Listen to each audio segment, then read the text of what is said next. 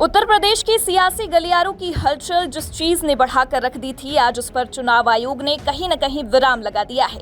दरअसल आपको बता दें कि यूपी की सियासी गली में उपचुनाव को लेकर राजनीतिक पार्टियों की राजनीति बरकरार थी। जहां एक तरफ बीजेपी 10 की 10 विधानसभा सीटों पर अपनी पैठ जमाने की बात कर रही थी, तो वहीं इंडिया गठबंधन भी कहीं न कहीं लोकसभा के नतीजों के बाद आश्वस्त नजर आ रहा था और ये मान लिया गया था कि उत्तर प्रदेश की जनता इस बार इंडिया गठबंधन के साथ है। लेकिन मुद्दे की बात यह है कि यूपी की जनता के मन को टटोलने का अब समय आ गया है। जी हां, चुनाव आयोग ने यूपी में होने वाले उपचुनाव की तारीखों का ऐलान कर दिया है। बता दें कि यूपी की 9 विधानसभा सीटों पर 13 नवंबर को उपचुनाव होंगे और मतगणना 23 नवंबर को होगी। और यूपी की जनता का मिजाज क्या है, ये 23 नवंबर को पता चल जाएगा। तारीख का ऐलान होने के साथ ही सत्तारूढ़ भाजपा के साथ ही समाजवादी पार्टी, कांग्रेस, बहुजन समाज पार्टी ने कमर कस ली है। आयोग ने महाराष्ट्र और झारखंड विधानसभा के साथ ही इन सीटों पर उपचुनाव का ऐलान किया है।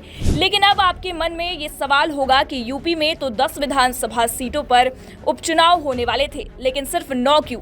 तो आपको बता दें कि 10 में से एक सीट मिल्कीपुर पर चुनाव का ऐलान नहीं हुआ है।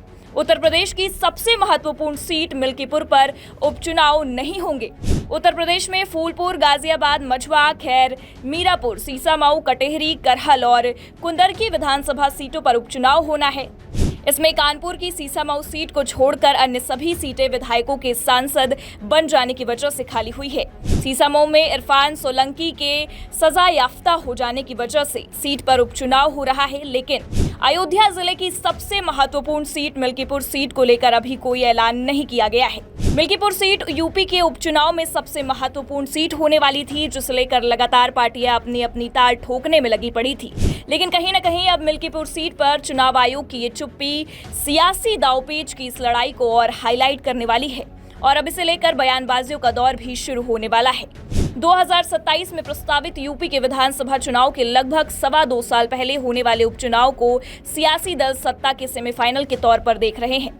बता दें कि लगातार इन सीटों को लेकर सियासी दांवपेच का खेल चल रहा था और अब चुनाव आयोग की सीटों के ऐलान के बाद कहीं न कहीं सभी पार्टियों के लिए ये महत्वपूर्ण होने वाला है कि वो अपनी पैठ यूपी में बना कर रखे। कहीं न कहीं बीजेपी इसे अपना गढ़ मानती है, इसलिए बीजेपी के लिए भी ये सीटें महत्वपूर्ण होने वाली हैं। वो अलग बात है कि बीजेपी को यूपी की जनता ने असलियत दिखाई कि बीजेपी की यूपी में क्या स्थिति है। तो वहीं लोकसभा चुनाव के नतीजों ने इंडिया गठबंधन के लिए उम्मीदों की किरण जगा दी है। फिलहाल यूपी की सबसे महत्वपूर्ण सीट मिल्कीपुर, जहां से फैजाबाद सांसद अवधेश प्रसाद विधायक रहे हैं, उनके सांसद बनने के बाद ये महत्वपूर्ण सीट अब चुनाव आयोग की लिस्ट से बाहर है। इसलिए ये अनुमान लगाया जा रहा है कि कहीं न कहीं इस मामले में बीजेपी और चुनाव आयोग का कोई न कोई खेल है, क्योंकि गौरतलब है कि अयोध्या सीट लोकसभा चुनाव के दौरान बीजेपी हार गई थी। इस सीट पर बीजेपी की हार की चर्चा जमकर हुई थी, क्योंकि इसी साल राम मंदिर की प्राण प्रतिष्ठा के बाद माना जा रहा था कि इस सीट पर राम लहर में बीजेपी की जीत तय है। लेकिन ऐसा नहीं हुआ और पार्टी को हार का सामना करना पड़ा था।